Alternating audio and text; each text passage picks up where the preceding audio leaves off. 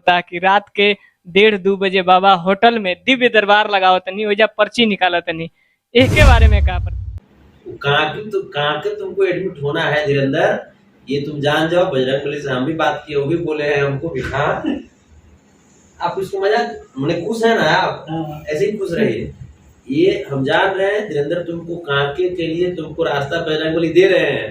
तुमको ऐसे नहीं सर, तुमको जगह ही फिट कर रहे हैं ना कि कांके के नजदीक तुम जा रहे हो। पटना से गया के बाद फिर 30-40 किलोमीटर नजदीक रांची वाला, फिर उसे करते करते कांके जब जाओगे ना, जखनी दोनों तरफ शॉटवा लगाएगा ना धीरेन्द्र, तो उतनी घड़ी तुम्हारा गधा जो है ना, गधा वो गधा तुम्हारा सब तुमको भिनभिना जाएगा। तुम गधा लेकर तुम गधा की तरह तुम काम करो धीरेन्द्र।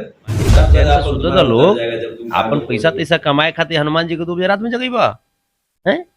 हनुमान जी कबो भी ऐसा मैंने थोड़ी के बाकी होटल में तू चाहे तू चाहबा कि बाथरूम में हम दिव्य दरबार लगाई, तो ये मने तरह हुई। ये कहें कि पगलपन छोड़ के अपन घर में अपन बाबूजी के अपन महतारी के लोग पूजा करा, ज्यादा बेटर हुई।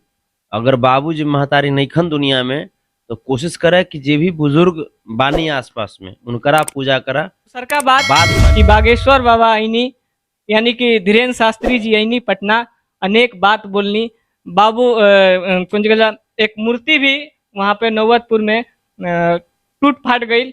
एक बारे में का कहा भीम बाबा के वजह मूर्ति रहे, उनका के तोड़ तेहल गई कोई अभद्र लोग के तरफ से, इनका बारे में का कहा। सबसे तो दुखदाई बात ही बा कि धीरेन्द्र शास्त्री जी जब पटना आईनी, तो धीरेन्द्र शास्त्री जी पटना आईनी, वहीजा सभा लगौनी, तमाम पगलन के बुलौनी। आप पगलन के बुलवा करके संविधान निर्माता बाबा साहब भीमराव अम्बेडकर की मूर्ति तोड़वा देनी। एकरा संदर्भ में एक भी स्टेटमेंट धीरेन्द्र शास्त्री के ना आयल। वो आदमी के देश से कोनो प्रेमे नहीं खे, वो आदमी के देश के संविधान से कोनो मतलब नहीं खे। वो आदमी जे बा विक्षिप्त प्राणी बा, वो विक्षिप्त प्राणी यही तरीके के काम करी। तो वो आदमी खातिर बाबा साहब के जो लिखित जो संविधान बा, उस संविधान में प्रावधान लिखल बा कि ऐसा ऐसा आदमी के खिलाफ का होगा कैसे, और वो आधार पर कार्रवाई हुई। आज ना था कल हुई, लेकिन एक हाँ कार्रवाई हुई। अच्छा भैया, एक तो वीडियो बहुत जोर शोर से वायरल होता है कि रात के 1:30-2 बजे बाबा होटल में दिव्य दरबार लगावतनी ओइजा पर्ची निकालतनी। एके बारे में का प्रतिक्रिया रही। देखिए, रात के 2 बजे सनातन धर्म के अनुसार शाम होते ही पट बंद हो जाला मंदिर के, बात समझते नहीं। आ सुबह में पट खुलेला। ई कैसन मने बाबा बने कि जरा खातिर हनुमान जी 2 बजे रात में जागल रही हैं। अरे हनुमान जी के चैन से सुते दा लोग, अपन पैसा तैसा कमाए खातिर हनुमान जी को 2 बजे रात में जगह है। हनुमान जी कबो भी ऐसा मैंने थोड़ी के बाकी होटल में तू चाहे तू चाहबा कि बाथरूम में हम दिव्य दरबार लगाई, तो ये मने तरह हुई। ओकर एगो हिंदुस्तान के जो सनातन धर्म की संस्कृति है, ओकरा फॉलो कर लोग। अब तक तू मने एगो सिंहासन बना करके तू वही तू जब तू करत रहा, वो अलग बात बा। अब तू कहबा कि भगवान सर्वत्व बड़े, तो का कि तू बाथरूम में तू पूजा करबा भगवान के फोटो लगा के, ये बौरापन है। एकरा का कहल जाओ, विक्षिप्त प्राणी है। एकरा से यह सब उलूल जुलूल चीज के मने कल्पना कल जा सकता। आज भी भैया वो होटल में जो सोफा पे बैठ के दरबार लगेले रहन, ओके आज भी लोग फोटो में कहीं ना कहीं शेयर होला इंस्टाग्राम फेसबुक पर कि ओकरा पर लोग अगरबत्ती देखावता, फूल माला चढ़ावता, दिव्य दरबार फिर लगी का हो जाए। हम तो यह कहें कि पगलपन छोड़ के अपन घर में अपन बाबूजी के अपन महतारी के लोग पूजा करा, ज्यादा बेटर हुई। अगर बाबूजी महतारी नईखन दुनिया में, तो कोशिश करे कि जे भी बुजुर्ग बानी आसपास में उनकरा पूजा करा। बात मानी है तो बड़ा संतुष्टि मिली। आ कबो भी अगर इहो नहीं के मिलत, मान लो ओकरो वहू करे में अगर लाज शर्म लागता, घर में एगो गाय किन के ले आवा आ गाय के सेवा करा। जितना ही ढोंगी लोग जो कहतन ओकरा से ज्यादा पुण्य मिली।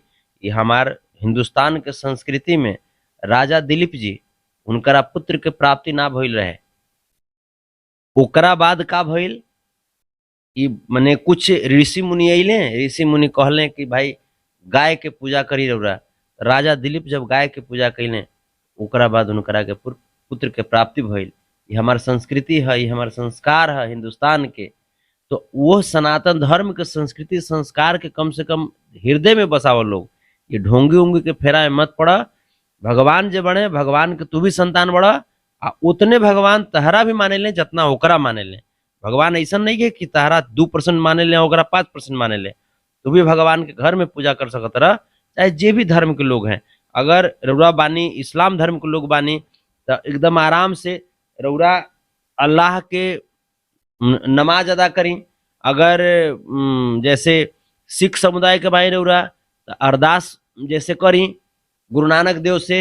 अगर जे क्रिश्चियन बाई रउरा तो मोमबत्ती जलाई। जे भी इष्ट देव बाड़े, इष्ट भगवान बाड़े, वो सब खातिर बड़े आ सबहन खातिर बड़े। हम भी पूजा करेनी, हम खुद ही पूजा करेनी। आ ये चीज करे के चाहिए। हाँ, एक चीज बा कि जिनकरा वेद शास्त्र के नॉलेज बा, वेद शास्त्र के जे ज्ञाता बानी, उनकरा भी पूजा होके के चाहिए, चाहे वो कोनो जाति से होखस, चाहे वो कोनो धर्म से होखस। लेकिन ज्ञान के पूजा करें, कोनो मनुष्य के पूजा ना करें।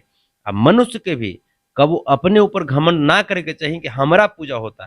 तहरा पूजा नहीं के होत, तहरा ज्ञान के पूजा होता, तहरा जो नॉलेज बा ओकर पूजा होता। आ जे व्यक्ति कोनो कोनो कोनो पद पे चल जाला तो ओकरा घमंड हो जाला कि हमरा तो लोग देखे आवता, भीड़ लगा आवता लोग। तहरा नइखन लोग देखे आवत, तहरा पद जे बा उ पद के लोग देखन आवत। आ पद के पूजा होला, पद के गरिमा होला, आ ज्ञान के पूजा होला। तो ज्ञान अर्जित करी, आई ढोंगी के फेरा में ना रही। ढोंगी से भैया एगो बात आरू याद आइल। रउरो एगो रील्स पर बड़ा ट्रेंड हो रहल बड़ुए, अभी वायरल हो रहल बड़ुए। रउरो ब्लूटूथ वाला बाबा बनल बनी, आरू हनुमान जी के फोन लगेले बनी। एकरा बारे में का कहब? देखिए वो एगो मजाक रहे, वो एगो मजाक रहे। जैसे कबो भी भगवान जो बने, भगवान अगर इतना आसानी से बात कर ली हैं तब तो फिर सब लोग भगवान की मिसयूज करे लगी। जैसे चोर भी जब जाला तो का करेला, भवानी माता के दरबार में वो भी पूजा करेला कि जब जाएम तो हमरा पकड़ाए के ना चाहिए। आज जेकर घर में चोरी होता वो रोज भवानी माता के पूजा करेला। तो दोनों को सोच अलग अलग बा। तो अब जे बा कि भवानी माता का करी है वही जा, अब चोर के सपोर्ट करी है कि मैंने सपोर्ट करी है इंसान के, तो वही जा डिपेंड करे लागी केकरा कितना श्रद्धा बा। आ कौन के जैसे नेगेटिव काम में भी अगर रउरा मने सोच सही बा, अगर जैसे मान ली कि रउरा चोरी करतनी, ठीक बा, आ चोरी करतनी आ आपके सोच बा कि ना भाई चोरी हम काहे करतनी कि अगर कोई के घर के चूल्हा नहीं के जलत, एहिजा से अगर एगो हम मने कुछ भी अगर आम चाहे अमरूद तोड़ करके जा करके ओकरा खिया देनी हम चुपके से, तो ये चोरी भइल। लेकिन एकर सोच पॉजिटिव रही, ये चलते रउरा पाप से बचे। तो ये चलते भगवान के जे बा, जैसे झूठो मूठो की गदा लेकर के चाहे तो हम ही ईयरफोन लगा कर कहते रही कि भगवान से बात करतनी, वो हम मजाक में कहते रही कि ये जो चीज बा ये ढोंगी पाखंडी के चक्कर में ना रही। भगवान से हृदय से कनेक्ट करिए अपने आप के। भगवान हृदय से तबे कनेक्ट हुई है जब विचार रउरा शुद्ध रखें, जब सामने वाला के प्रति प्रेम के भावना रखें।